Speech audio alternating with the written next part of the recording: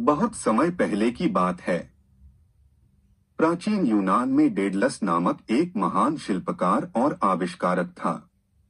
वह इतना कुशल था कि उसके बनाए हुए उपकरण और संरचनाएं मानव से ज्यादा देवताओं जैसी प्रतीत होती थीं। उसकी कला और विज्ञान की ख्याति पूरे यूनान में फैली हुई थी। डेडलस को क्रेते द्वीप के राजा मिनोस ने अपने राज्य में बुलाया। राजा ने उससे एक भयानक प्राणी मिनोटॉर, जो आधा मनुष्य और आधा सांड था, को कैद करने के लिए एक भव्य और जटिल भूल भुलैया लैबिरिंथ बनवाया।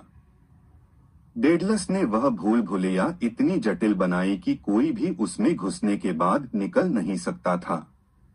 परंतु जब डेडलस ने बाद में राजा की आज्ञा के विरुद्ध जाकर एक रहस्य प्रकट कर दिया, राजा मिनोस क्रोधित हो गया।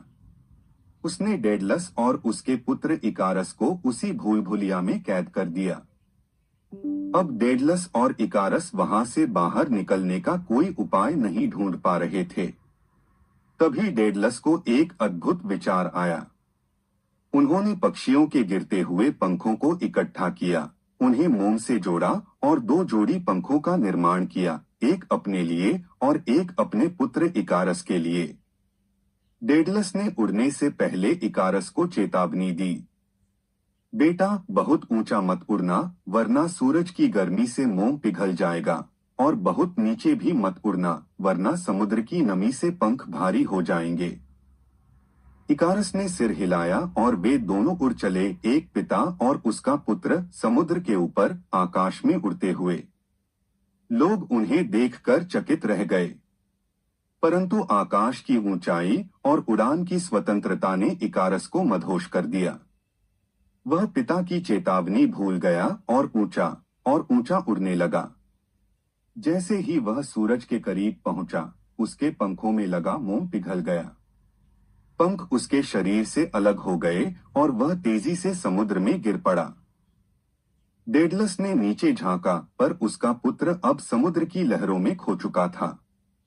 डेडलस दुखी मन से अकेले उड़ता रहा और बाद में एक द्वीप पर उतरकर वहीं रहने लगा।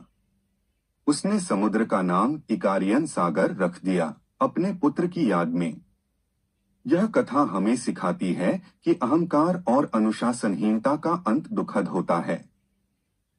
इकारस ने स्वतंत्रता का अर्थ उड़ान समझा, परंतु उसने सीमाओं को नहीं समझा। वहीं डेडलस ने बुद्धि और संतुलन का रास्ता अपनाया। यह एक पिता और पुत्र की भावनात्मक, प्रतीकात्मक और शिक्षाप्रद कहानी है, जो आज भी उतनी ही प्रासंगिक है।